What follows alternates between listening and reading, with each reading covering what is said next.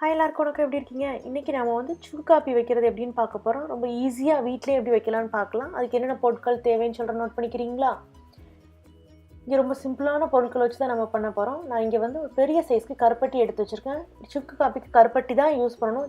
கருப்பட்டி இல்லாமல் வெல்லம் சீனி யூஸ் பண்ணலாமான்னு கேட்கலாம். யூஸ் பண்ணக்கூடாது. கருப்பட்டி இருந்தால் யூஸ் பண்ணுங்கள், அப்படி இல்லைனா சுக்கு காப்பி போடாமலே இருக்கலாம் நாம். ஸோ இங்கே ஒரு பெரிய சைஸ்க்கு கருப்பட்டி எடுத்து வச்சுருக்கேன். இந்த அளவு எடுத்துக்கிறோங்க. அதுக்கப்புறம் நல்ல மிளகு இருக்குல்லையே, அதுவும் ஒரு டீஸ்பூனுக்கு எடுத்து வச்சுருக்கேன். கொத்தமல்லி விதைகள் வந்து அது வந்து 2 டீஸ்பூனுக்கு எடுத்து வச்சுருக்கேன். அதுக்கப்புறம் சுக்கு வந்து ஒரு சின்ன சைஸ்க்கு எடுத்துருக்கேன்.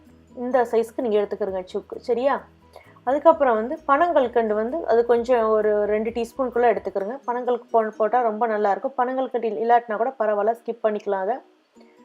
ஸோ நம்ம இது எப்படி பண்ணலான்னு பார்க்கலாமா? நம்ம முதல்ல எல்லாத்தையும் தனித்தனியாக இடித்து எடுத்துக்கலாம். நீங்கள் கேட்கலாம், ஒரே நேரத்தில் மிக்சியில் போட்டு அடிக்கலாமான்னு கேட்கலாம். அடிக்கலாம், ஆனால் அது ரொம்ப பவுடராக வந்துடக்கூடாது. அப்படி போட்டு அடிக்கிறதா இருந்தால் நீங்கள் வந்து குறைன்னு அடித்து எடுத்துக்கோங்க. இப்போ நான் கொத்தமல்லியையும் இடிச்சிட்டேன், அந்த நல்ல மிளகு இருக்குல்லையே அதையும் இடிச்சிட்டேன், அப்புறம் சுக்கையும் இடிச்சிட்டேன். தனித்தனியாக தான் நான் எல்லாத்தையும் இடிச்சிருக்கேன்.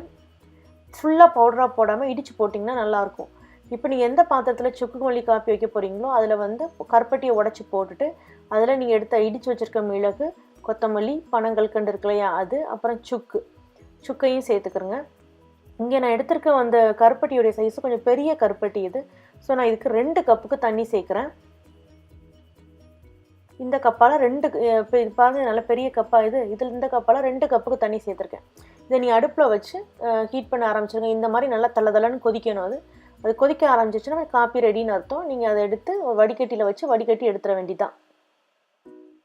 இப்போ நமக்கு சுக்கு காப்பி ரெடி ஆயிடுச்சு. ஏன்னா வடிகட்டாமல் விட்டுட்டோன்னா அந்த கொத்தமல்லி விதைகள்லாம் மேலே மிதக்க ஆரம்பிச்சிடும். அதுக்கு பவுடராக பண்ணினீங்கன்னா அடியில் தங்கும். ஸோ நீங்கள் இந்த மாதிரி போட்டு எடுத்திங்கன்னா ரொம்ப நல்லாயிருக்கும். ஈவினிங் டைமில் இல்லைன்னா இந்த கோல்டு பிடிச்சிருக்கும் இல்லையா, அந்த டைமில் மழை சீசன்லாம் இந்த மாதிரி சுக்கு காப்பி போட்டு குடித்தா ரொம்ப நல்லாயிருக்கும். மூக்கு அடைச்சிட்ருக்க நேரம், உடம்பு வலிக்கிற நேரம்லாம் தாராளமாக குடிக்கலாம். இல்லை நம்ம கருப்பட்டி தானே சேர்க்குறோம், அதனால் சுகர் பேஷண்ட் கூட தாராளமாக குடிக்கலாம்.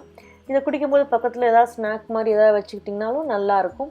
இப்போ பாருங்கள், நம்ம ரொம்ப ஈஸியாக வீட்டிலே எப்படி பண்ணுறதுன்னு பார்த்துட்டோம். இதை ட்ரை பண்ணி பாருங்கள். பார்த்துட்டு கமெண்ட்ஸ் சமையல் விருந்தில் போஸ்ட் பண்ணுங்கள்.